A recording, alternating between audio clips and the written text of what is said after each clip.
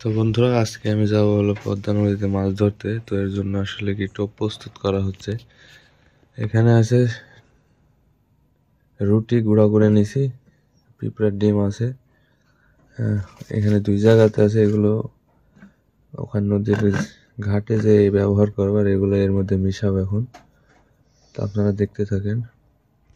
এখানে আমি অল্প অল্প করে পানি ছিটিয়ে নিয়ে টোপটা আগে তৈরি করে নিই।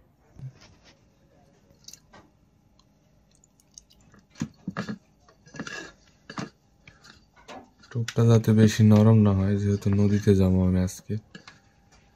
তো এর জন্য আস্তে আস্তে অল্প অল্প করে পানি দিয়ে টোপটা ভিজাই নিতেছি। দেখতে পাচ্ছেন এখন প্রায় আঠালো আঠালো হয়ে গেছে, ভালোভাবে মিশিয়ে নিতে হবে। টোপটা যেন সাদা হয় এর জন্য আমি লাল অংশ ফেলাই দিছি। এখন আমরা ডিম মিশাবো।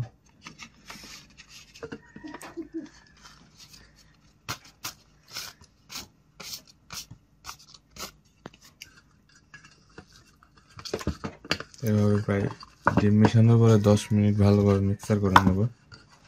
অবশ্যই আমাদের সাথে থাকুন, দেখতে থাকুন ভিডিওটি।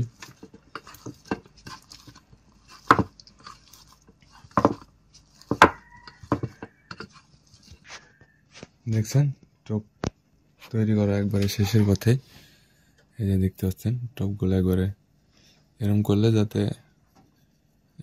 এভাবে দিলে সহজে খুলবে না, যেহেতু নদীতে স্রোত আছে, পদ্মা নদী। তো চলেন নদীর ঘাটে যা দেখা হচ্ছে। তো বন্ধুরা, আজকে আমি চলে আসছি হলো পদ্মা নদীতে। দেখতে পাচ্ছেন মিরগঞ্জ, এটা সকাল সকাল চলে আসছি।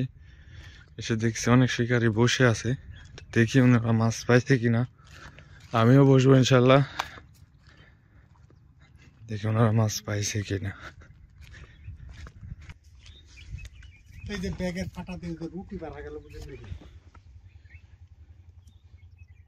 বাড়ায়নি তো, রুটি রুদিনতে লাগে।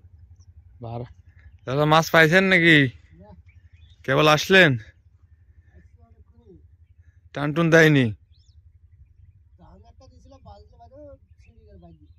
বাজি ছিঁড়ে গেছে। আসলে পাথরের মধ্যে এই সমস্যা, মাছ টান দিলেও। বন্ধুরা আমি বসি, এদিকে মাছ পাইনি ভাই, এদিকে আরো দুইজন আসলো। এখন আগে বসি, তারপর দেখবো ইনশাল্লাহ।